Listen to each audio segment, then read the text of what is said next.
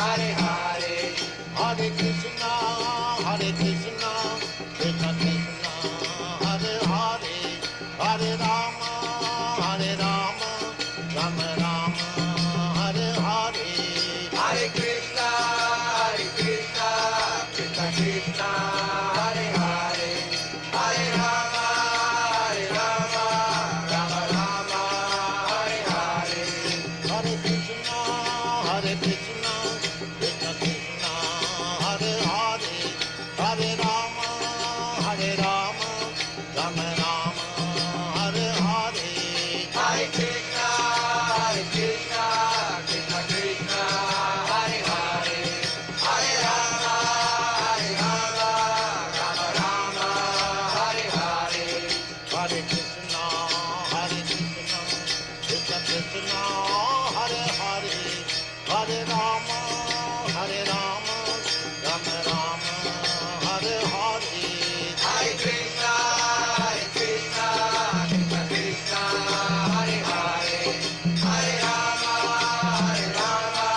Rama Rama, Hare Hare, Hare Krishna, Krishna Krishna, Hare Hare, Hare Rama, Rama Rama, Hare Hare, Hare Krishna, Krishna Krishna, Hare Hare, Hare Rama,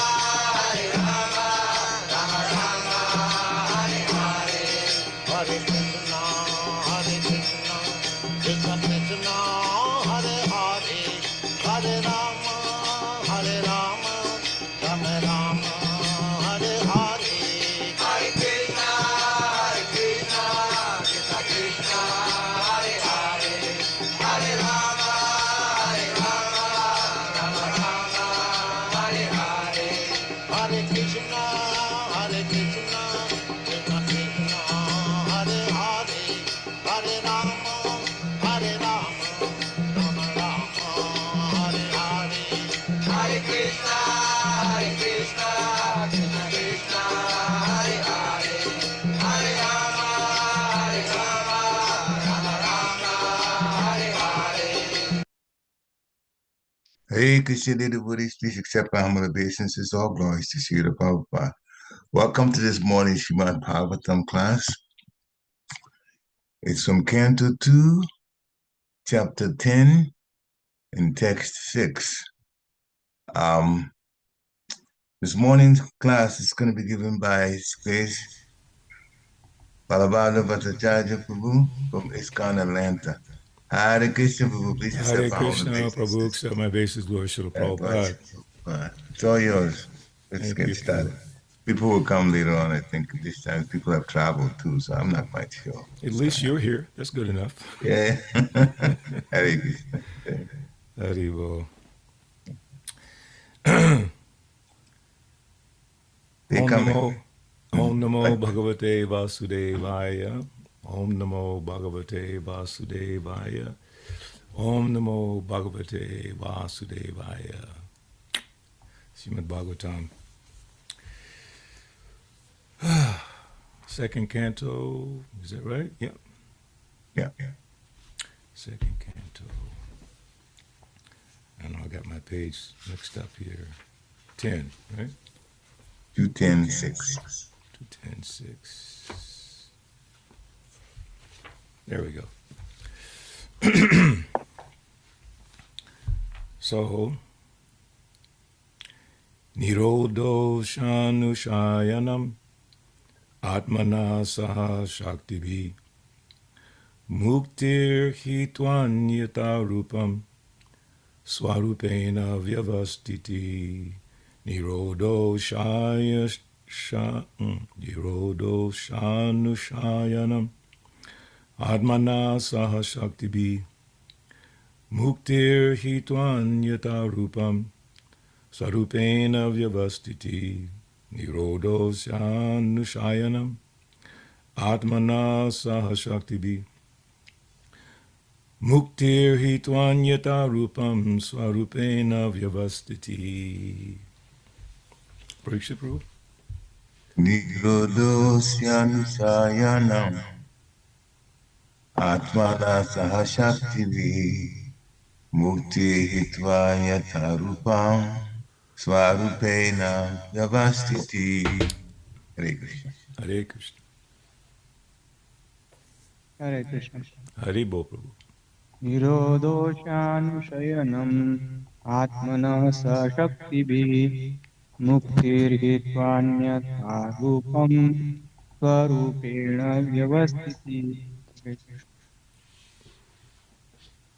Anyone else?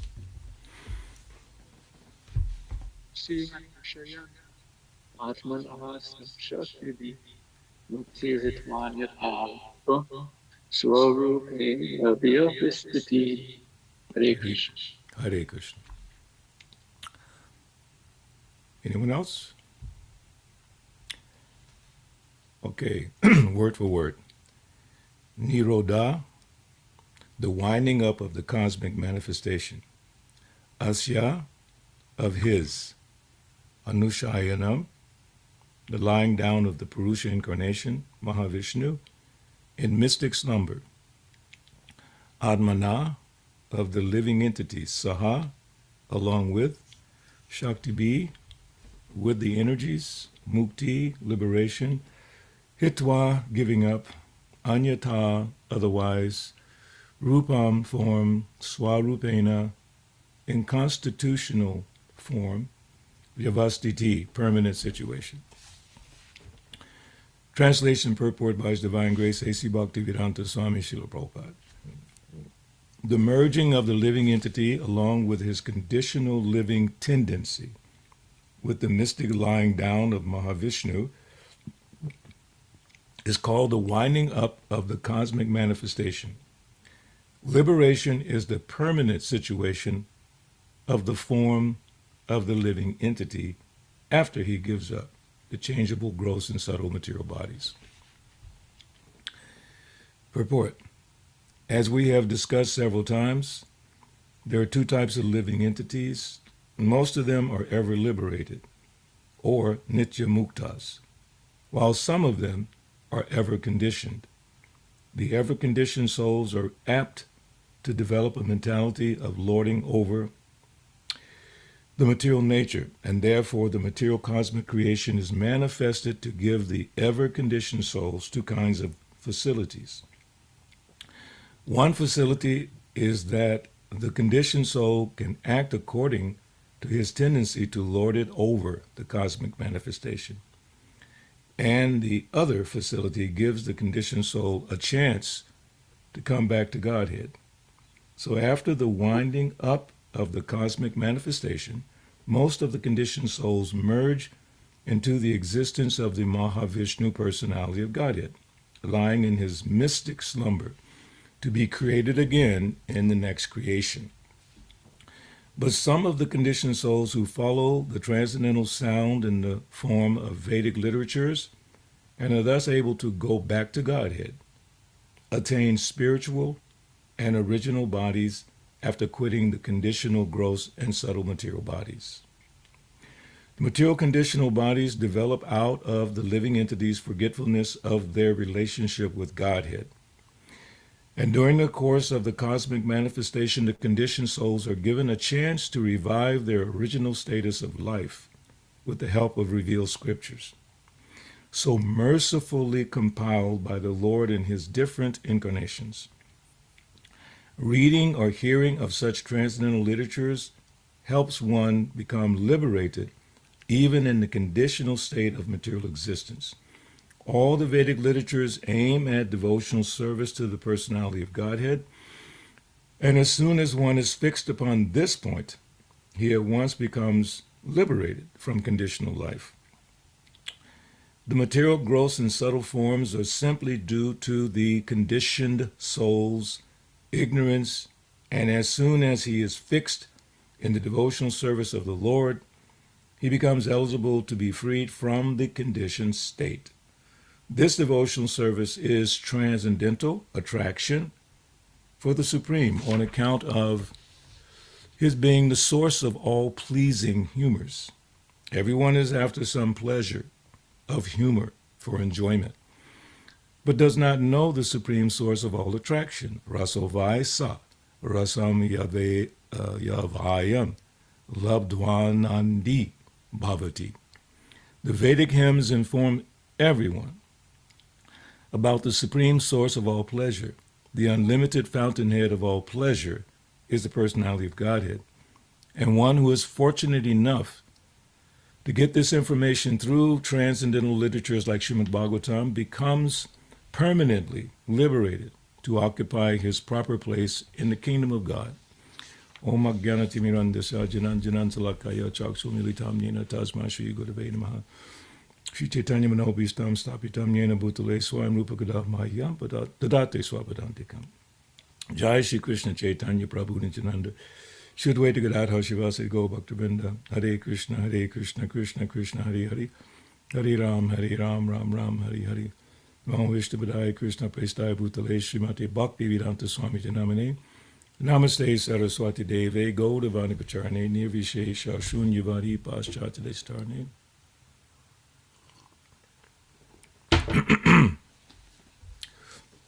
So these two lines at the bottom of the verse are very popular. Srila Prabhupada quotes them quite often.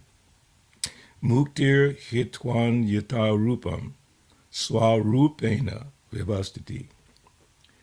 So mukti means liberation. Hitvā means giving up. Anyatha, otherwise. Rūpaṁ, form. Sva-rūpeṇa, in constitutional form. Vyavasthitiḥ, permanent situation. So the permanent situation for the living entity constitutionally is in the liberated state. But coming to the material world, as Srila Prabhupada so masterfully explains in his purport, that there are two kinds of living entities, two types of living entities. Now, just on that point, it has become, I don't want to use the word popular, but devotees have ventured into this idea that the living entity did not fall from Vaikuntha, but he fell from the Brahmajyoti. Yes and no. His Holiness Hridayananda Maharaj gave a very nice explanation. His Grace Dhruta Karma Prabhu gave an extensive analysis of this.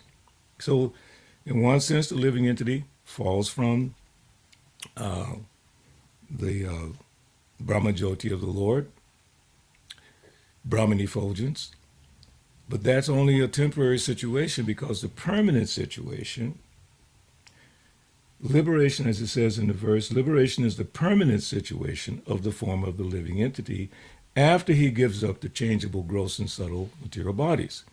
So we're dealing with the gross body, the subtle body, and we began to identify with those two things, subtle body, gross body.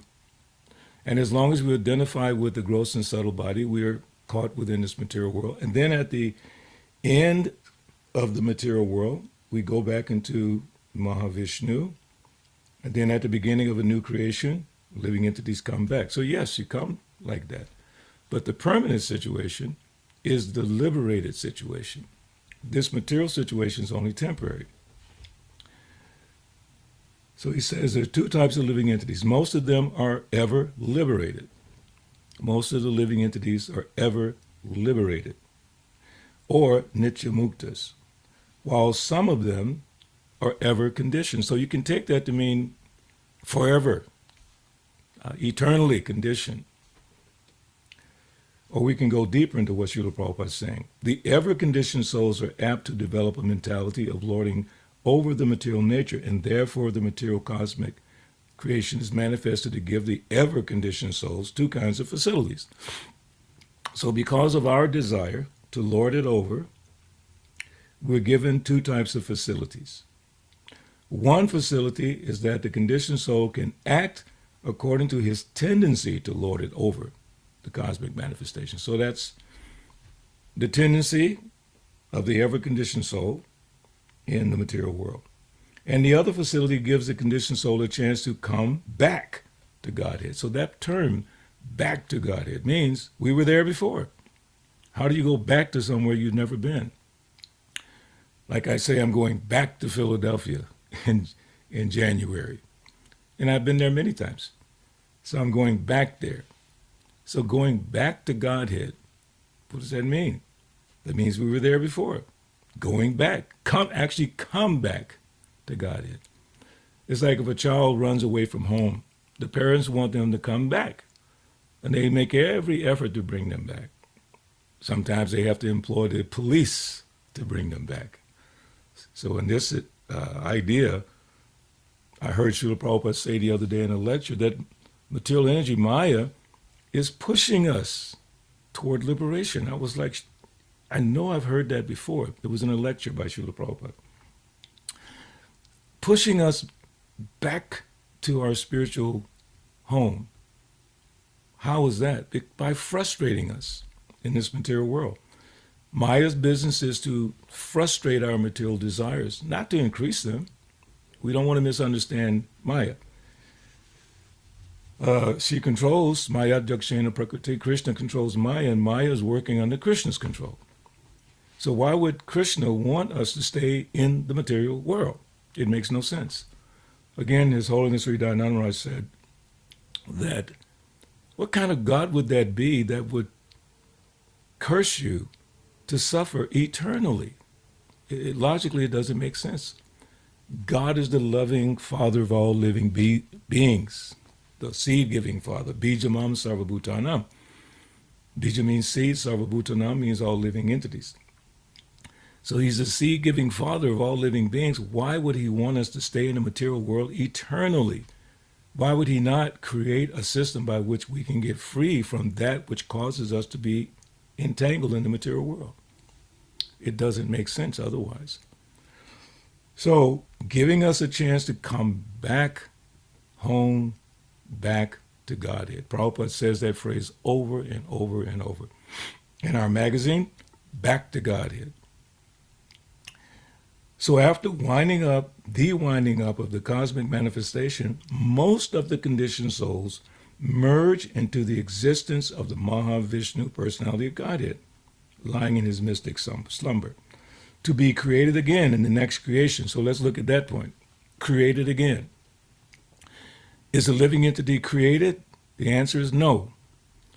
In Bhagavad Gita, chapter 2, I believe it's text 11 or 12, Natvevaham jatunasam aham ne me janadipa. Krishna says to Arjuna, never was there a time when I, meaning Krishna, did not exist, nor you, Arjuna, nor all the kings in the battle of Kurukshetra, all the persons. Never was there a time that we did not exist. So if we've always existed, how can we be created? Again, it doesn't make any logical sense. So why would the Lord condemn His parts and parcels to suffer eternally in the material world? He must have a plan. There must be a plan. So our business is to discover that plan. And the Lord is so merciful that He sends His devotees to help guide us back on the path. Brahmanda Brahmite Kon, Bhagavan Jeev, Guru Krishna Prasadi Pai, Bhakti Lata Bij. So by the mercy of the Guru and Krishna, one comes to the Guru, because Krishna wants us to come back home. Krishna is very smart. He wants to increase his enjoyment. It's like if you have one friend, you have one level of enjoyment. Oh my God, if you have 10 good friends, not the fair weather friends, who your friend when you can do something for them, but good friends. Oh my God, you're ecstatic.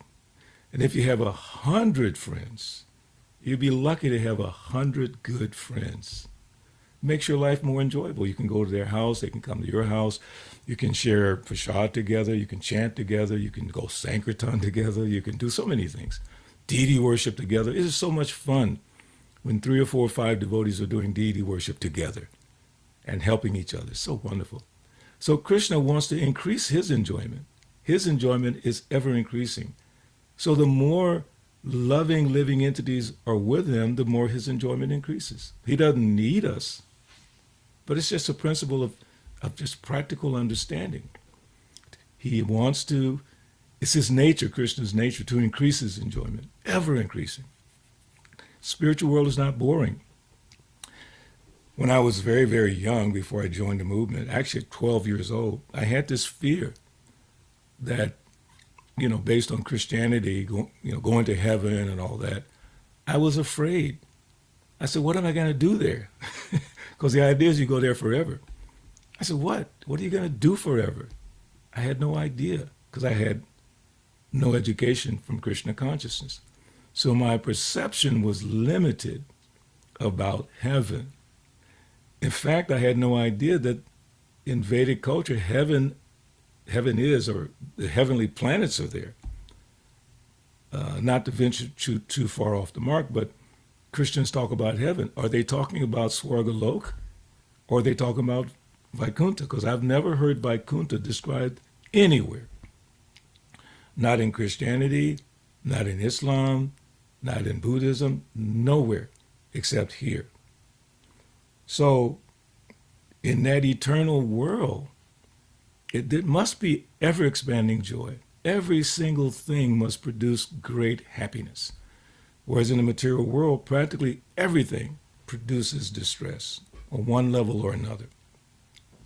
Even if I say increasing your relationships, the more relationships you have in the material world, the chances are you're going to have problems if they're not of the same nature. Suppose I'm on the path of Krishna consciousness, and I want to expand my association, my field of friends and associates, for whatever reason. Could be a business reason, families and all that.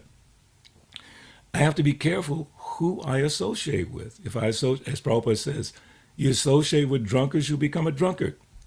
And that's true not only for the materialistic people, but for devotees as well, if we're not careful. If we associate, not give our association. Giving our association is different from just associating. I was just thinking the other day, on my birthday, two of my grandkids came to the temple, our new temple in North Atlanta, and I was dancing with my granddaughter, my youngest granddaughter. She took my association. I gave her my association, and she followed my example. If I wanted her to dance, I had to dance. And the kirtan was going so beautifully. Syāktibhiḥ Prabhu was chanting. It was just beautiful. Sukadeva Prabhu was also there chanting. So I'm giving her my association. Now, she's just a kid. She's 10 years old. I could take her association and whatever that might mean. Or I have certain friends that I've associated with practically my whole life. One friend in particular, he was someone that I used to perform with as an entertainer. He's now a minister. And we take each other's association regularly. He'll call me, I'll call him. We talk about spiritual topics. It's wonderful, wonderful, amazing. But he's not going to drag me into something material, and I'm not going to drag him into something material, because we both have accepted the path of spiritual life. So like that, in the spiritual world, it's ever increasing bliss, because Krishna is ever increasing in his bliss, and by associating with Krishna, we get a chance to taste that nectar. I'm trying to find where Prabhupada described that this morning. Let's see if I can pull it up real quick in the Bhagavad Gita. He says, in the verse that in the purport, Prabhupada mentioned that Sanskrit verse, which is from the Taittiriya Upanishad, and it says, Raso vaisa rasamyevayam labdvan nandi bhavati. And that means when one understands the personality of Godhead, the reservoir of pleasure, Krishna, he actually becomes transcendently blissful. Again, that's from the Taittiriya Upanishad 2.7.1. And then Prabhupada explains, the Supreme Lord is full in 6 opulences, and when a devotee approaches him, there is an exchange of these 6 opulences. So keep that in mind. Krishna has his 6 opulences. Some of you may know the Sanskrit verse, I can't remember, the Aiswarja, like that. So this, he says, in exchange of these 6 opulences, which means we get some of that 6 opulences We get the benefit by serving Krishna to exchange with the six opulences: beauty, wealth, fame, renunciation, all of that. Then Prabhupada says the servant of the king enjoys on an almost equal level with the king. Again, reflecting that through Krishna consciousness, Krishna is unlimitedly enjoying, and by serving him, we dip into that unlimited enjoyment. That means our enjoyment expands.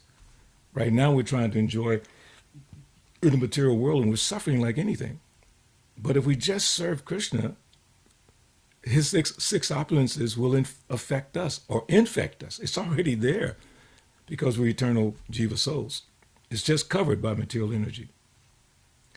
And so, eternal happiness, imperishable happiness, eternal happiness, imperishable, just like they talk about food, perishable foods.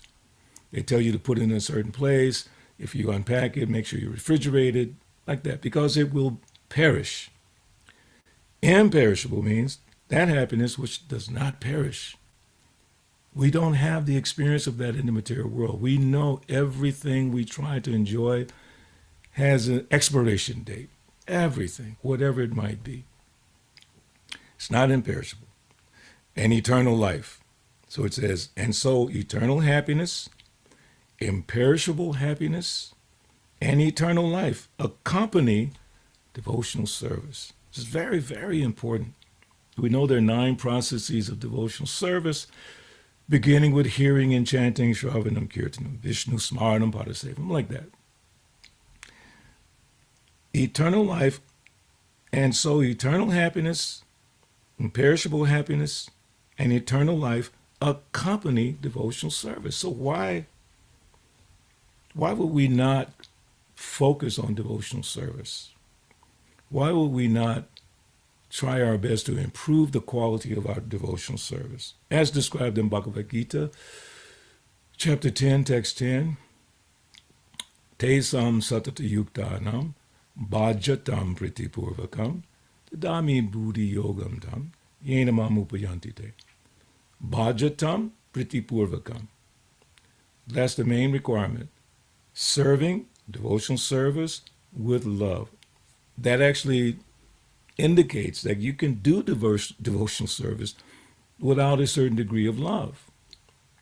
In fact, in the process of sadhana bhakti, it doesn't mean that you have love at that point. Internally, eternally, the living entity has love for Krishna. It's just covered. So the sadhana bhakti process is how we uncover and let that love of Krishna come forward and flourish. Bhajatam pritipurvakam. Really, it means with a focus, with attentiveness. Just like in chanting Hare Krishna, you can chant inattentively. Of course, most of us, on occasion or regularly, end up chanting inattentively. We might be distracted by something, we might be thinking of something else, whatever. But that attentive chanting yields the greater result. Bhajatam pritipurvakam. So when we serve with love, when we chant the holy names of the Lord with love and devotion, the effect is greater. Any chanting is good. Even if you say those damn Hare Krishnas, that's still good because they said Hare Krishna. We had a thing we used to do on Sankirtan. I'm sure devotees might still do it. You know, we ask somebody to say Krishna, and they say, no, they may say, you damn Hare Krishnas, right? And you say, I didn't hear that. What did you say? I said, you damn Hare Krishnas. I think there's something in my ear today. Can you say it again? So we get them to say it 3 or 4 times. Doesn't matter how they said it. Hare Krishna is what we wanted. So any chanting is good, but bhajatam pritipurvakam is better. Any washing of a pot in the temple on a Sunday feast or festival is good. But if you wash that pot with love and devotion, thinking, this pot will be used in the service of the Lord. I want the Lord to receive the highest level of service and reciprocation. Starting with myself, starting with purifying my heart, because I want the Lord to reside. He's already there in the heart. Knowing that he's in the heart, why would you want to keep the heart filthy? with crazy thoughts, lusty thoughts, sexual thoughts, mundane thoughts, money-making thoughts, all those thoughts that also plague devotees. Let's not be sentimental. These things plague the devotees. I told someone the other night, I quoted again Hridayananda Maharaj. He gave a lecture years ago where he said, we may be tortured our entire life with sex desire. Tortured. But are we willing to endure that torture, like Prahlad Maharaj? Endured the torture from his father and demons. And Prabhupada said this morning in his lecture that Prahlad simply remembered the Lord in the midst of all that suffering. So we might be tortured with these things. But we want the Lord to sit in our clean and refreshed heart, as described in the Chaitanya Charitamrita, in Gundicha Marjana, cleansing the Gundicha temple to receive Lord Jagannath. So cleansing our hearts, the Lord is already there. We want him to be comfortable in the heart. So bhajatam pritipurvaka. The more we do service with love, that our heart becomes cleansed. And also Chaito Darpana Marjanam, Baba Maha Navagni Nivapanam. That whole idea of cleansing the heart. Why? It's not some poetic statement. It sounds poetic, cleansing the heart. How do you clean the heart? You take it out and you wash it, you scrub it? No. It's not metaphorical. It's real. The sound vibration of chanting Hare Krishna cleanses the heart. It's the prime benediction, the Sankirtan movement. Cleanses the heart. It's so special. So as we focus in that way, as the servants of the Lord, improving the quality of our service, just like as a person who's a servant of a king or a big personality. And if they serve with attention, attentive service, and realistically speaking, having some appreciation for the fact that the person they're serving is providing for them something, whatever. I remember I used to work with a gentleman here in Atlanta when I was a young kid. I loved to have a job. I always had a job. So one of my jobs was on the weekend. I'd go to this very exclusive neighborhood with this one very successful businessman, and I would do his yard work. And he took an interest in me. He shared all kinds of business ideas, and maybe that's where I got some motivation to do things from that guy. And during lunchtime, he'd take me to his house and make sure I had things to eat, comfortably seated. And I served that gentleman lovingly, and he reciprocated lovingly. So on a practical basis, if you do that in the material world, because most people don't serve each other out of love. They serve out of necessity, or it's a contractual relationship. I do this, you give me that. Very few people, and I can't speak for the whole 99.9% of all people, very few people actually serve with love because they have no idea what love is. I always quote this Carmi song. It says, I want to know what love is. A very nice song. I want to know what love is. I want you to show me. So in that context, the spiritual master shows us what love is. Srila Prabhupada showed by his personal example what love is to his beginning disciples. There was no logical reason why he should have done what he did, which is cook the feast, serve the feast, clean up after the eating, everything, and then give the lecture, do the kirtan. He did everything. And the beginning people began to detect that he didn't do it to get something from them because they had nothing to give him. They had already left home in some cases. They were living on the street in some cases, hippies or whatever. Didn't have much to give him. Practically in the beginning in New York, I think one of the only people, two people had a job. I think it was Brahmananda and Rupanuga. They both had some type of job. People didn't even have jobs. So what were they going to give Prabhupada? So he was giving them, although they were not giving him hardly anything. And then I heard that one day a devotee asked Prabhupada, Swamiji, can we help you? They were not helping him. Not helping him clean, not helping him cook, nothing. Swamiji, can we help you? Then Prabhupada began to give them service, give them service, give them service. So by loving service, bhajatam pritipurvakam, to the personality of Godhead, dadami buddhi yoga. Dada ami. Dada means giving, like we say, dadati pratigrinanti. Dada ami. I give. Dada ami buddhi yoga, the understanding how to come to me. And in that understanding, we begin to think, how can I improve my devotional service? As I quote many times, a mundane concept in business, the only question you should ask is, how can I improve upon the thing I do every day? Whether you're selling something or creating something, just like Apple. Every year there's a new iPhone because they think how to improve it to attract more customers. They're not going to sit on iPhone 1 and expect it to grow. They go to iPhone 7, 8, 9, and I'm sure they got many more coming out. As in the case of cars, automobiles. Those beautiful cars that we see are the product of someone thinking how to improve gas efficiency. Now they have, computers in the cars. So we should take hint from that. How can I improve my chanting? Then you ask the right questions to devotees. Prabhu, Mataji, how can I improve my chanting? I remember I used to always ask my temple president. He's so dear to me, Balabhadra Prabhu. He never hesitated to give good advice. I mean, really, really precious advice. I remember one time I was addicted to eating, you won't believe this, 4 to 5 plates of prasadam at the Sunday feast. I mean, unbelievable.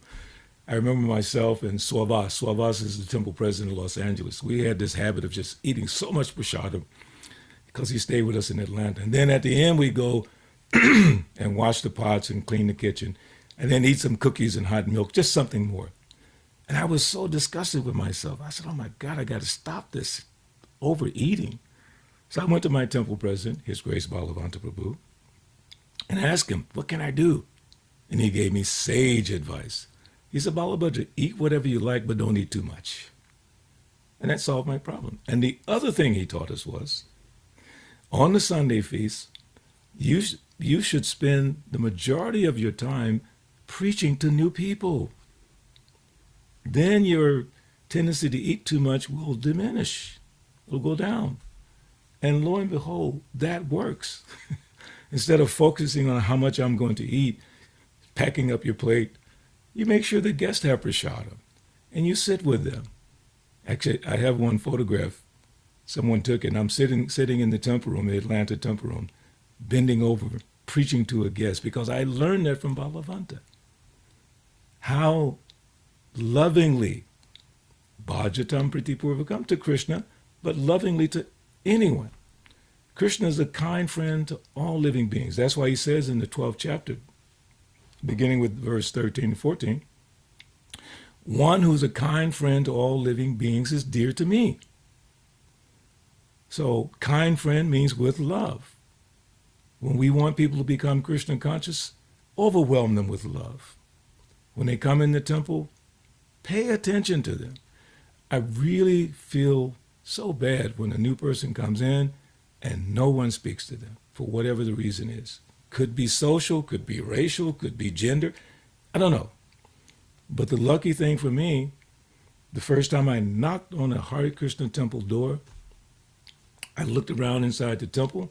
All the brahmacharis and the men were sitting looking at the person giving class. They didn't even notice me. One wonderful Mataji, Mother sva-rūpeṇa, ran to the door with a smile on her face. And she said, Hare Krishna, welcome. And that's been over 52 years. That smile, that little kindness touched my heart.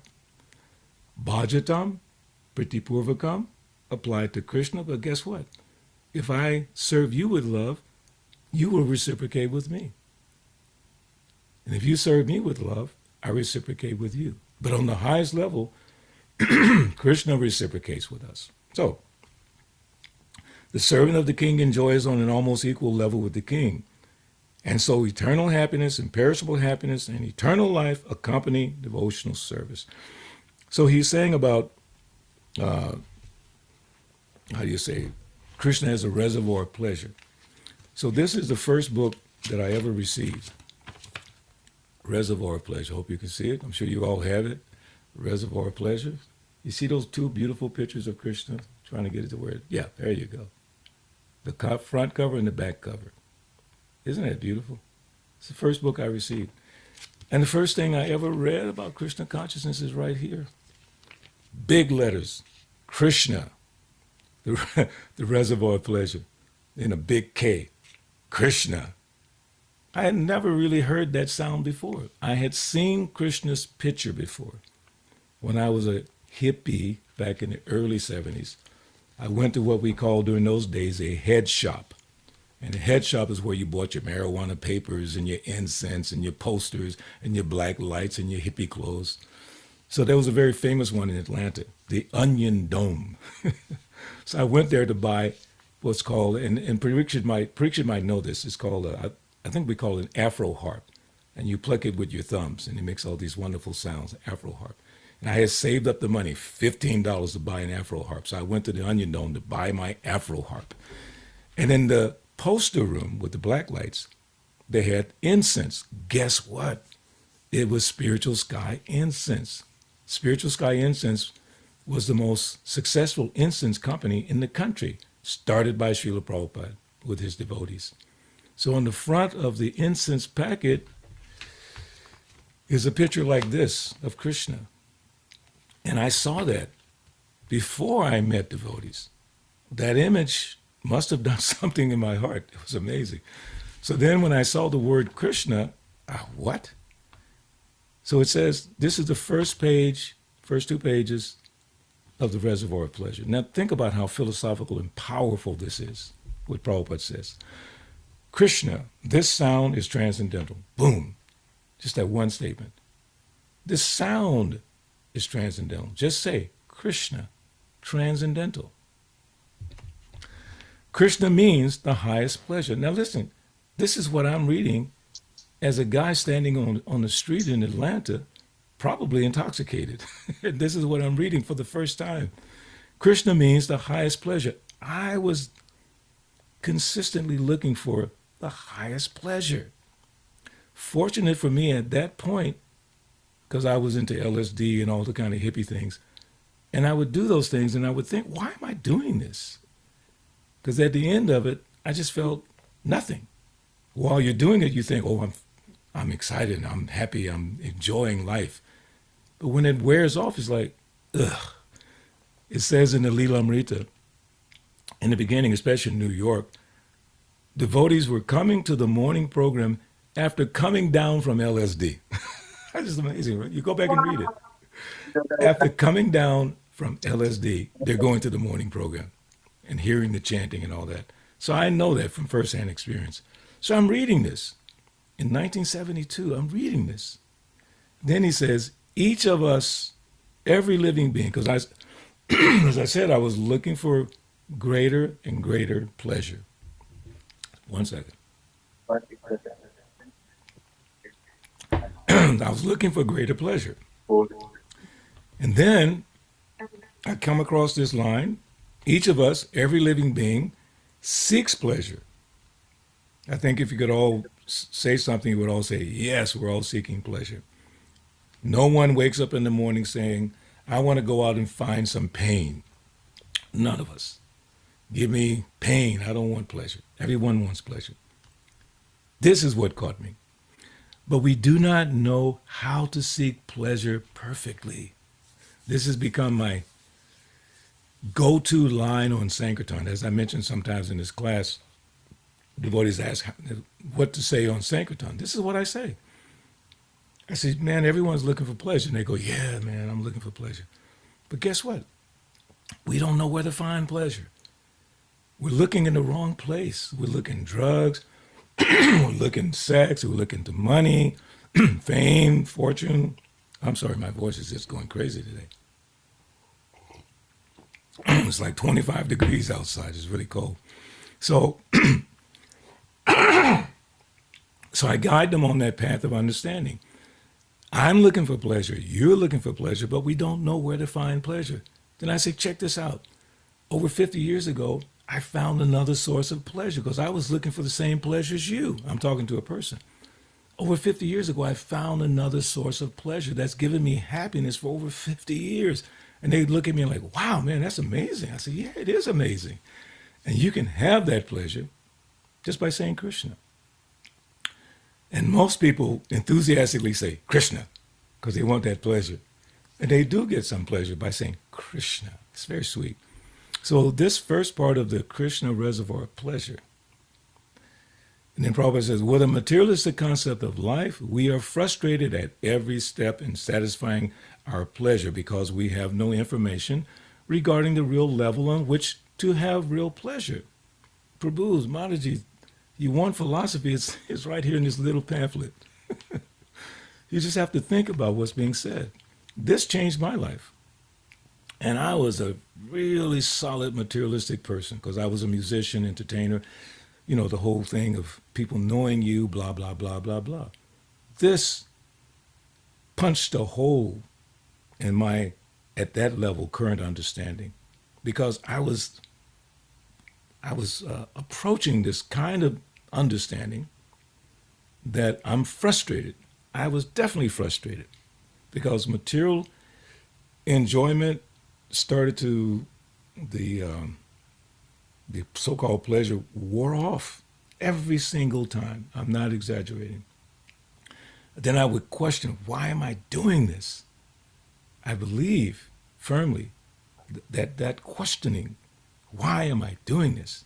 It wasn't exactly a tato brahma jigyasa yet. It was getting close to a tato brahma jigyasa, but it wasn't there yet. Why am I doing this? I was just frustrated. But I was enjoying as any materialistic person would. But why am I frustrated? And then I read this. Then I understood. To enjoy real pleasure, one must first understand that he is not the body, but consciousness. And Prabhupada says, not exactly consciousness, for consciousness is actually the symptom of our real identity. We are a pure soul, now merged within this material body. Now that part threw me off. Merged material body, I couldn't understand that part. But this idea of pleasure and not finding it, not knowing where to look for it, stood out. So that's why Srila Prabhupada quoted that nice little statement, Vedic statement, Raso vai sa rasam yevayam labdvanandi bhavati. The Vedic hymns inform everyone about the supreme source of all pleasure, Krishna, the reservoir of pleasure. The unlimited fountainhead of all pleasure is the personality of Godhead. And one who is fortunate enough to get this information through transcendental literatures like Srimad Bhagavatam becomes permanently liberated to occupy his proper place in the kingdom of God. I want to finish with this thought, so I want to hear some feedback. Because as I said in the beginning, devotees are quoting from a particular book, I won't get into it, about the jiva not falling from the spiritual world, from the association of Krishna. Srila Prabhupada so clearly explains, go back home, back to your home.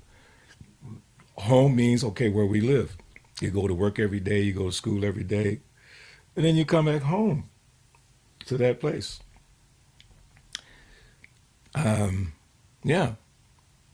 So go back home, back to Godhead. But you can only go there by pure devotional service. I can only be understood as I am, Krishna says, by pure devotional service. And another reference, real quick, where that Raso Vai comes up is in 14th chapter, text 27, Brahmano hi pratista aham, amri tasya vyayasya cha, shasvatasya chadharmasya, sukhasya kantikasya cha. And I am the basis of the impersonal Brahman, which is immortal, imperishable, and eternal, and is the constitutional position of ultimate happiness. And that's where in the purport Prabhupada says, he quotes that verse again, Raso Vai Sa. In the Vedic language is also said, Raso Vai Sa, Rasam Ye Vayam, Labdva Nandi Bhavati. When one understands the personality of Godhead, the reservoir of pleasure, Krishna, he actually becomes transcendently blissful. And I want to finish with one more verse from Bhagavad Gita. I think everyone is familiar with that verse. Yes, here we are. Text 54, 18th chapter. Brahma bhuta prasan atma nasochati nakankshati samasaveshu bhuteshu mad bhaktim labate param. One who is thus transcendently situated at once realizes the supreme Brahman and becomes fully joyful. He never laments nor desires to have anything.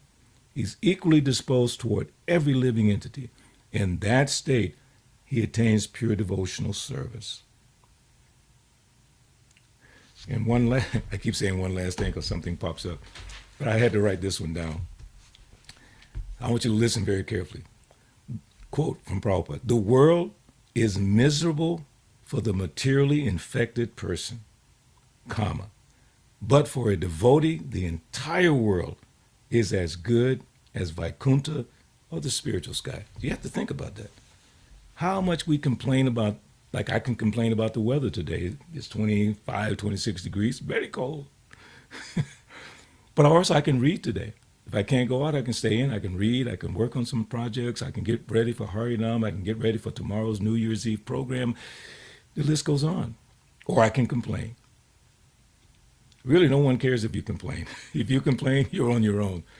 People want to be around people who are enthusiastic, fired up, excited about life. That's what devotees should be. The world is miserable for the materially infected person. But for a devotee, the entire Harrisburg, Pennsylvania is as good as Vaikuntha. Am I right? Raise your hand. I see two pictures. Raise your hand if I'm right. The entire Harrisburg. Ah, there she is. Is By it your right? mercy, Prabhu, by your mercy. Is it correct? The whole Harrisburg is Vaikuntha. Hari Hari Bol. Not for the materially infected person. For the materially infected person, there's homeless people, there's crime, the taxes are too high, I don't like Trump, all that nonsense comes in your brain. But for a devotee, everything is wonderful. There's another old song that we used to sing back in the 60s. Everything is beautiful in its own way. This exact lyric. Everything is beautiful in its own way. I'm sure they're not talking about Krishna, but it fits perfectly with what Prabhupada just said. The world is miserable for the materially infected person, but for a devotee, the entire world is as good as Vaikuntha. Can we practice that? Can we, in 2026, adopt this idea? And I'm sure most of you think about it, maybe all the time, at least periodically. Instead of complaining about a situation, we see the whole thing as Vaikuntha. Of course, we know the temple should be Vaikuntha, but sometimes there's discord in the temple, misunderstanding in the temple, sometimes even violence in the temple. I mean, things happen, you know. But at least we can say the temple is like a nice Vaikuntha program. What about the streets of the cities? I go downtown pretty much every Friday in Atlanta, and I'm telling you, the moment I sit down and start playing the harmonium and singing, the whole thing just transforms. And people walk by, and some people just stop. The other day, we had a young man. He looked like he might have been homeless, but at the end, we found out he was different. Anyway, he sat down with the kirtan and just was absorbed, just rocking. And he started clapping with an interesting kind of beat. He was just into it. And he got up and he said, "I got to leave now. I'm going to play chess." And I said, "Oh, this guy's kind of intelligent, you know." But the chanting pulled him. Isn't that what happened with Srila Prabhupada? He sat down, he chanted. I'm sure there were not people coming at first, but then people surrounded him. And then Prabhupada said, Brahmananda, he came and danced with me. Achyutananda came and danced with me. They all started coming. So it's like a signal for 2026. You want to increase your association in the Harrisburg Temple? I'm sure you do. All you have to do is what Prabhupada said, see the world as Vaikuntha, then people will see Vaikuntha emanating from you. They'll see that Vaikuntha smile. They'll hear that Vaikuntha voice coming from you because you've improved your devotional service and you've, as Prabhupada said, the qualities of Krishna, his opulences are coming into you. They're already there. They become more manifest. People are attracted to renunciation. People are attracted to beauty. People are attracted to all these things that are the opulences of Krishna, which we also have to a certain degree. Let's not hide it. How do we uncover it? By improving our devotional service every day and realizing your so-called intelligence is not going to do it. There's so many people more intelligent than any of us in the movement, practically. There's so many scholars and professors. That's not going to do it. Prabhupada attracted people first with chanting. He said, I had no prasadam to give people. I didn't have a mridanga. Just chanted. The sound. Krishna, this sound is transcendental. We want to attract more people, put that sound out there. I put out a little Facebook post yesterday and someone wrote back one thing that I had said. And then I wrote back to that person quoting Vaishya Prabhu. And Vaishya Prabhu says, in book distribution, the more you show, the more you sell. The more we chant, the more we'll attract people. Yes, the more we do Harinam, we'll attract more people. Because they'll ask you, what are you doing? What's that funny stuff on your head? When they ask you that question, don't be offended. It's a chance to preach.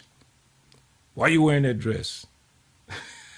He's explaining what's going on. So 2026, for me, is a chance to reinvigorate my current practice, improve upon it. I'm committing myself that rain, sleet, shine, or snow, I have to go for Harinam. But if it's too bad, like if it's raining and snowing too much, I don't want to torture the devotees. But I know I need to do that more because I'm seeing the effect of people being attracted, not to me, but to the chanting. And devotees are enthusiastic to go out and preach, but someone has to take them and guide them and encourage them. So, Krishna is a reservoir of pleasure. We are eternal spirit souls. We have pleasure and happiness within us, but we've been covered by Maya. But Maya's pushing us toward liberation, trying to force us by torturing us, by giving us so many problems. She's forcing us to say, this material world, dukkhalayam shasvatam. And now we have the idea of Vaikuntha, and we have the experience, as small as it may be, from kirtan, prasadam, association with devotees. We just need to improve the quality of our service. Bhajatam, pritipurvakam. Improve, constantly think, how can I improve? And there's no better time than the so-called New Year to think about how to improve. Because we know we've been negligent in some ways in our reading, in our chanting. We all know. We don't have to talk about it publicly. We know, if you're honest. So now we can think. Tomorrow is New Year's Eve. Okay? So starting New Year's Eve, I'm going to do this, and that to improve my Krishna consciousness in 2026. Each one of us maybe have a different idea about that, but I'm writing mine down today. I'm starting to write all my things down. I caution you, there's two parts of this caution. You have to think about your material future, family, job. You have some resolutions toward that. But the primary one should be your spiritual New Year's resolutions. I'm not saying don't make other resolutions. I'm going to do more exercise, like I do Tai Chi in the morning. I'm going to do, I've been very steady, and it gives me a little thing. You've done it for so many days. I'm going to keep doing it because it helps. It helps me to do my service.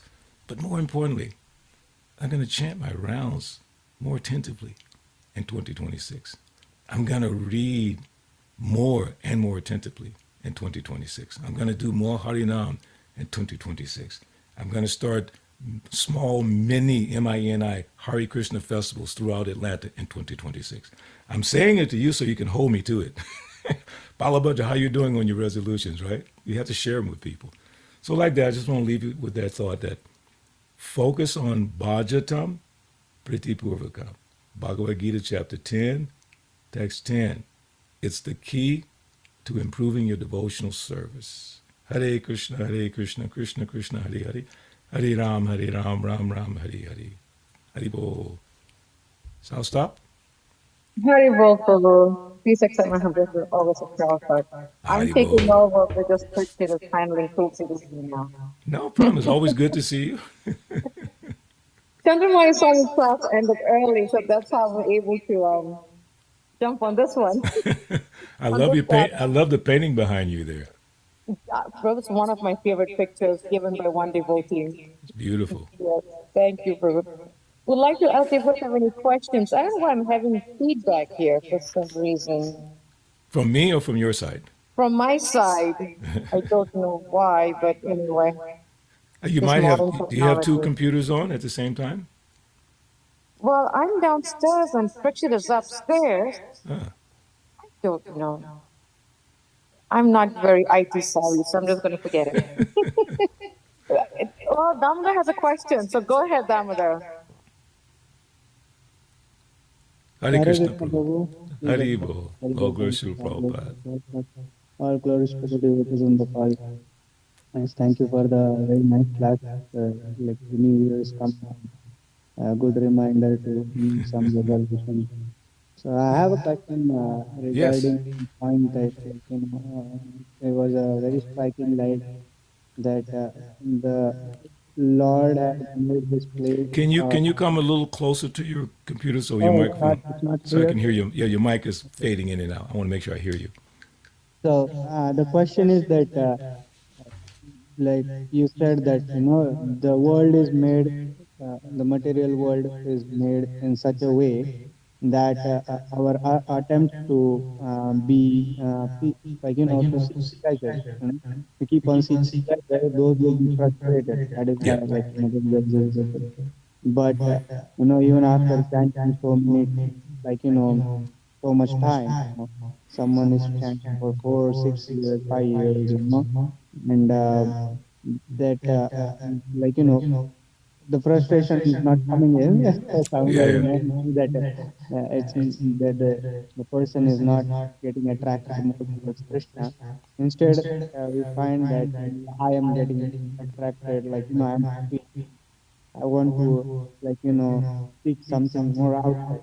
I want to earn more. If I'm trying to seek more, there will be something more outside. Not this, not this. Maybe there's something like this will do. Then, like sometimes I feel that even after chanting for so many years, and this like meaning, like, yeah, I understand there should be patience.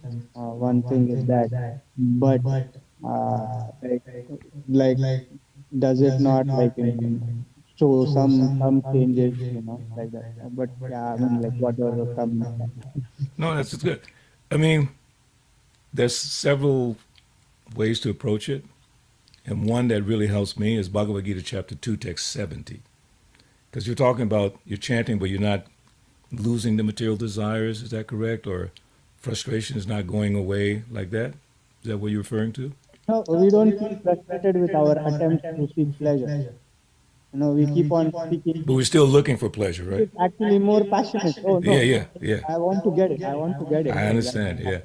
So that Instead of Bhagavad, getting frustrated, we get more passionate about, like seeking. yeah. So in Bhagavad Gita chapter 2, text 70, begins the Puyama Namachala Pratistam, Samudra. Samudra means the ocean.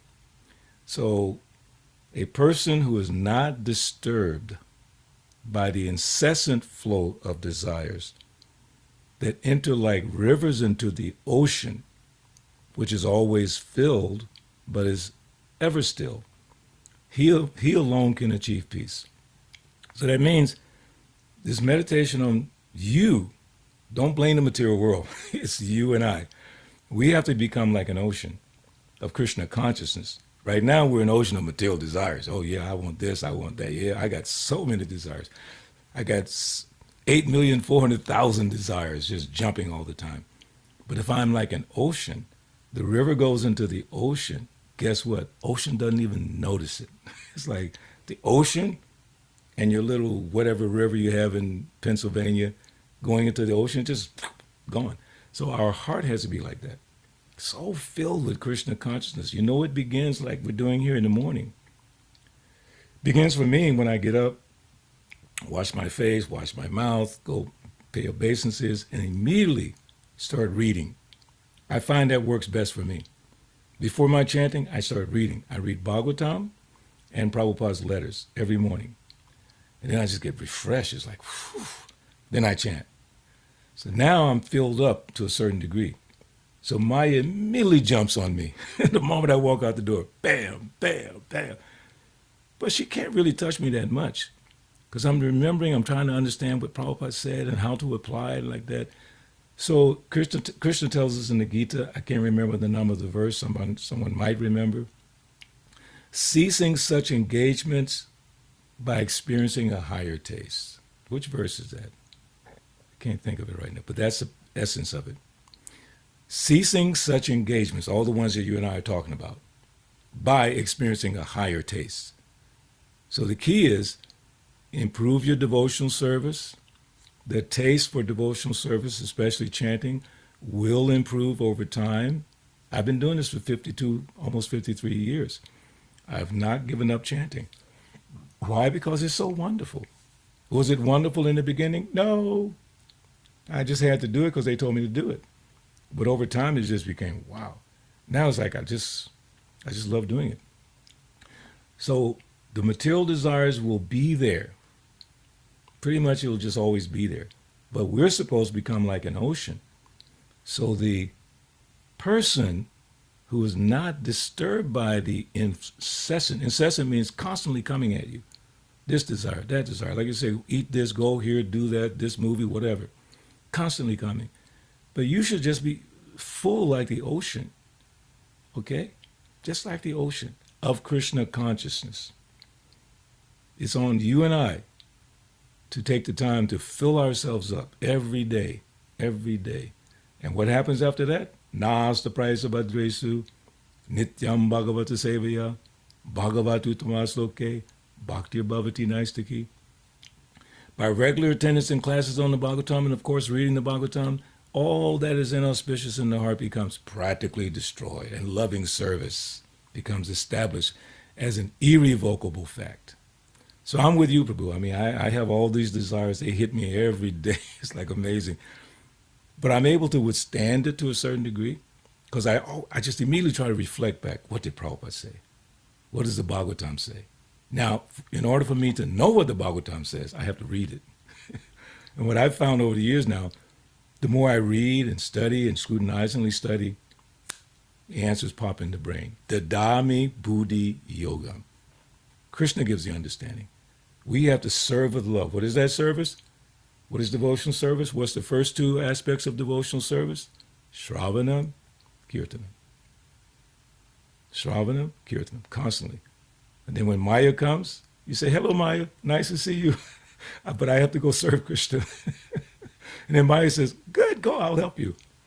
I'll give you a little more pain so you'll not be attached to the material world. So it's a cyclical kind of thing. The more you hear and chant, the more you'll be empowered to withstand the incessant flow of desires that will be there. As I quoted Hridayananda Maharaj earlier, he said very clearly, we may be tortured with sex desire to the end of our life. But we should be so convinced about Krishna consciousness that we will not try to satisfy those desires. They will come, but we should become expert at holding back, not doing it. Okay? So make that our determination for 2026. Material desires are going to come, but we're going to do everything we can. Changeable himana Krishna is what explains in Bhagavad Gita. The mind is flickering, going here and there. And Arjuna was so confused. What can I do? What can I do? Krishna says by practice, you can do. Keep the mind. Bhaja Huremanan Srinandanandana Abhayacharyanada Bindare. My dear mind, engage in Krishna consciousness. So I hope that helps a little bit. Actually, it helped me to remind myself of that verse, 270. I give that verse to everybody. 270, Bhagavad Gita. Person who is not disturbed by the incessant flow of desires that enter like rivers into the ocean, which is ever being filled, but is always still. He alone can achieve peace, not one who strives to satisfy such desires. And then Prabhupada says in the purport, the ocean is already filled with water. But in the rainy season, more water is coming. It's like the rivers are already coming in, rain is coming, but the ocean's like this. And then Srila Bhaktisiddhanta described that you're like a beautiful pond, like a crystal clear lake or pond, and you can see the reflection so beautifully. The moment you throw a rock into it, even a pebble, concentric circles keep going. You know how long it takes for those things to calm down? Sometimes hours. So those desires come and they're trying to disturb your meditation. But if you're full, they can't do it. Anyway, I'll stop there. Thank you for the reminder, Prabhu. Thank you. Hare Krishna. Hey, there he is again. Haribol, Prabhu. Thank you very much. We had echo problems right from my computer. So this is technology, never perfect. So Yep. thank you, devotees. Any final questions? If not, then thank you. Yes. You have yeah. one? Cutting me off. No, go ahead.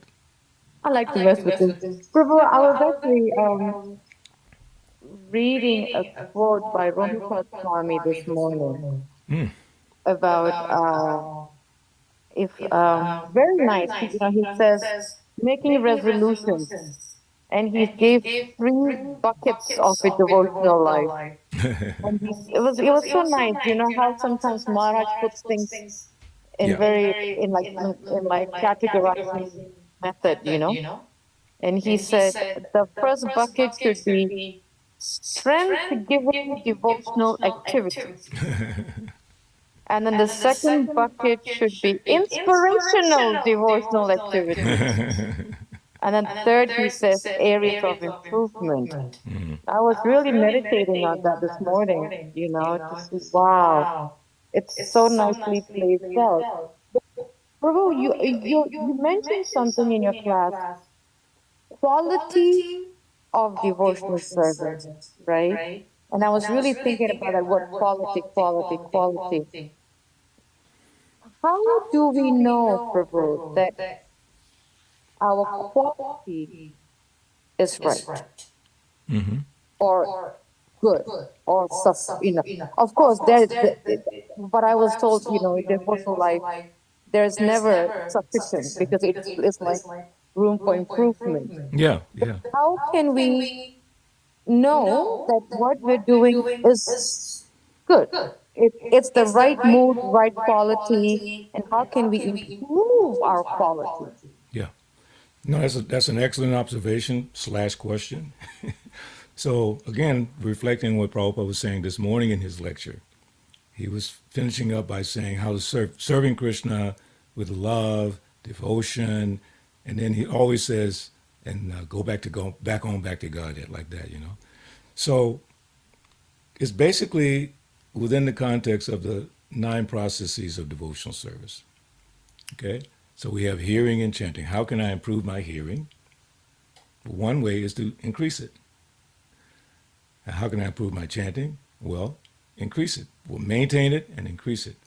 So when we say quality, like in the business world, they have quality control, QC or something they call it, like quality control. There's a whole department for quality control. And then the person has to pass his thing on to the next person, and they look at it, make sure it's good and bad. And then sometimes it slips through, and it becomes a recall. They have to bring the stuff back because it was not good quality control. So what is that quality control for us? I would say one aspect would be, and I'm sure there are other ones, Bhagavad Gita chapter 4:34, Tadvidi pranipatena pariprasnena sevaya upatekshantite jnanam jnaninas tattadarshina. Tattadarshina means the one who's seen the truth, the one who knows the quality. So then we inquire. Now it says one should approach the spiritual master, right? So you have your own spiritual master, and then you have Siksha gurus and people that you trust. Like I told you from the beginning, Balabhadra Prabhu is my Siksha guru forever. Any confusion, I call him. I mean, he had a heart attack recently. It was amazing. And he was like, I was trying to call him every day, see how he's doing. Finally, I talked to him, saying Balabhadra. He said, Balabhadra, I had so many realizations lying there on the beach. And I was like thinking Prabhupada and Krishna. That was an instruction to me. And the point where he could have died. In fact, he did lose consciousness for a short time. He's thinking of Prabhupada and Krishna. That means in 1973, he didn't lie to me. He didn't lie to me. He taught us Krishna consciousness is the most important thing. At the moment when he could have died, he showed me Krishna consciousness is the most important thing. So how do I know my service is good? I call Balabhadra. And I tell Balabhadra what I'm thinking. I'm not exaggerating. Balabhadra, I'm thinking about doing this. And what do you think? And he'll give me a lecture. It's amazing, you know. So in that context, you have others confirm certain aspects of your service. If you're able to be with your spiritual master, in your case, your spiritual master has departed this world, but his books are there, audio's there, videos there. You can look at that regularly. I look at Prabhupada's videos all the time. But just in your own quality control mindset, we should all understand what attentive means. Attentive is an aspect of quote unquote loving service. If I love you, I'll be attentive to your needs. So if I really want to improve, Krishna is a personality of Godhead, none different from his name. How attentive are you when you address the deities? You're very attentive. How attentive are we when we chant the holy names? The same way we're attentive when we address the deities. But we're not. The deities are in front of us like that, and we got to be careful. Radharani might slap us if we're not careful, right? Yeah, she might. So how do we do it with the holy name? We stop, we listen. And we know we're not hearing every mantra. We know we're not hearing every syllable. But we should try, we should practice more and more and more. So for me, it's just a question of continuous practice. I heard this phrase years ago. People would say, practice makes perfect. And one gentleman said, no, practice makes permanent. You can't get, there's no perfection here. So am I going to be perfect in Krishna consciousness? No, but you should be perfect in your desire to serve Krishna. He will help you. And you keep improving. So the how to do that, consult with those that you trust, explain whatever things are in your mind. If you're having problems with chanting, if you're having problems with, like with Rita, I keep quoting him because I love, I was having problems chanting Gayatri. And the problem was, it's like, yeah, okay. And he said, Balabhadra, it's the most beautiful mantra. What are you talking about? It's like, that's such a beautiful mantra. Just pay attention. I mean, I'm serious. I was like struggling because, it's like, the 7 mantras and all that kind of thing. But after he told me that, I went, you know what? It is a beautiful mantra. I just need to remember what it's saying. The 2 prayers to the Guru, prayer and then Lord Chaitanya and Krishna. Come on. It's not on, the mantra is on me not paying attention. I think attention or attentive is one of the key phrases I would suggest. Check yourself. Oh, here's another one. Bhagavad Gita chapter 13, verses 8 through 12. Note that down. I keep forgetting. It's 20 or 21 principles of knowledge. First one being humility. And the reason I'm bringing this up, directly to your point, how can I know? Prabhupada says in the purport, after explaining humility, he says, one should have a test how he is doing with these. He said you can use these 20 qualities to check. How am I doing with humility? Well, look at the definition. Devotees give all these kind of contorted definitions of humility, trying to avoid Lord Chaitanya's definition. But anyway, the definition Prabhupada gives is not being anxious for the satisfaction of being honored by others. And one thing I see creeping into the movement is this over-glorification of each other publicly. It's like too much. Some is good. Too much. As if my degree is what's going to attract people, as if my old professions. I mean, who's going to be attracted to me because I play music in a nightclub till 2 a.m? Come on. It's not going to work. So we just have to be so careful. Those qualities in 13th chapter verses 8 through 12 is how you can test how you're doing. Satsuru Maharaj did an essay on this years ago. How is ISKCON doing with the, with the 7 purposes of ISKCON? Let me correct myself. He was talking about the 7 purposes. Using that same scenario, how am I doing with these qualities? Because Krishna says at the end of those verses, he says, anything beyond this is ignorance. Anything beyond those qualities, starting with humility, ignorance.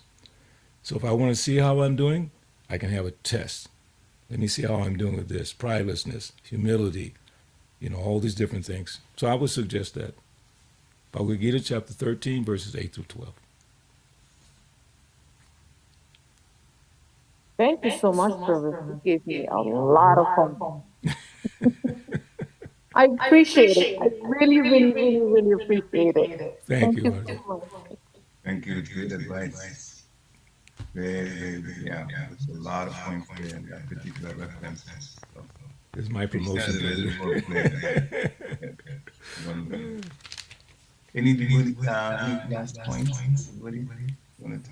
Hare Krishna, Prabhu, please accept my humble obeisances. Hari All the Bol, best to Srila Prabhu, Prabhupada. Dear Thank you Krishna. for wonderful, wonderful association this morning, Thank you. and wonderful points, especially about how should our consciousness be when we visit our ISKCON, Srila Prabhupada's temple. That was beautiful. How it can change our whole experience for the whole 3, 4, 5 hours we are there, or whatever time we are there. Thank you for reminding for that. And on the last point, last section, when you were talking about how can we improve our quality of service, or how we should be mindful of, on the point of humility, can it also help genuinely remembering that I'm not qualified for this service, but it has been given to me by the mercy of devotees and Shri Guru and Gauranga, and maybe then we can be more on our edge or on the toes to Yeah. make sure that it is. Can that mindset also help? Prabhu? Yeah, and then just refer back to what Prabhupada said about humility. First quality of knowledge is humility, not being anxious for the satisfaction of being honored. So if you're doing your service for Krishna's pleasure, doing the service for, even for satisfying the devotees, how we do Sunday feasts, different things, and especially the spiritual master. So we just think, it's not that difficult if we apply what we do in the material world. We're very attentive at our job because we don't want to lose it. If you're not, they're going to kick you out of there. If there are too many mistakes, they say, hey, come on into the HR department. We need to talk to you. You need to get out of here. Or even in school, you're inattentive in class, the teacher's going to notice it. They're going to take you to the whatever. In high schools, the principal, in colleges, the counselors, whatever they do. So when we are doing our service, as you just said, we should begin with that right attitude. But where do we get that? How do we get that right attitude right or prominent? Hearing and chanting, reading Prabhupada's books. And I highly recommend devotees, and I know this from the bottom of my heart, devotees are not reading Prabhupada's books enough. They've gone off into all other scriptures and they try to justify it by saying, oh, it's the acharyas. Oh, of course we know it's the acharyas. Oh, is Prabhupada mentioned Jiva Goswami? Of course he did. So you can just read what Prabhupada said about Jiva Goswami. And then if you have some extra time after you've read Prabhupada's books, scrutinizingly, okay, Jabhataka Maharaj told his aspiring devotees, you have to read Bhagavad Gita 10 times, then I'll talk to you about initiation. 10 times. He used to say it like that. So we have to stay focused because Prabhupada will guide us. Tadvidi pranipatena, he will guide us how to do things properly. So then if we just keep that in our forefront, okay, don't let it slip. Because when we're doing our service, remember how Prabhupada did his service. He did it with so much love because he was getting nothing back in the beginning, nothing. So when we're doing it, that's the attitude. We set our minds up for success. You know how they say in the material world, you have to set your mind for whatever, for success. You want to be successful in Krishna consciousness? Know the different things that Prabhupada is saying. Read his books as you're already doing, carefully. I'm reading things now that I've read, I don't know how many times, and all of a sudden it's making more sense. Because my mind and my life is in a certain situation where now that makes more sense. Or I've done service to a certain quality, Didami Buddhi Yogam, that Krishna's giving me the understanding now. So it all revolves around that quality of your service. That's within your wheelhouse. I can't do it for you. I can give you an opportunity, but then you have to take it. Well, they say lead a horse to water, but you can't make him drink. Prabhupada has led us, has Oh my, it's just amazing what he's done. So we just have to take advantage of that. Go ahead, Prabhu. You have something else you want to add? No, thank you. Thank you, sir. Haribo.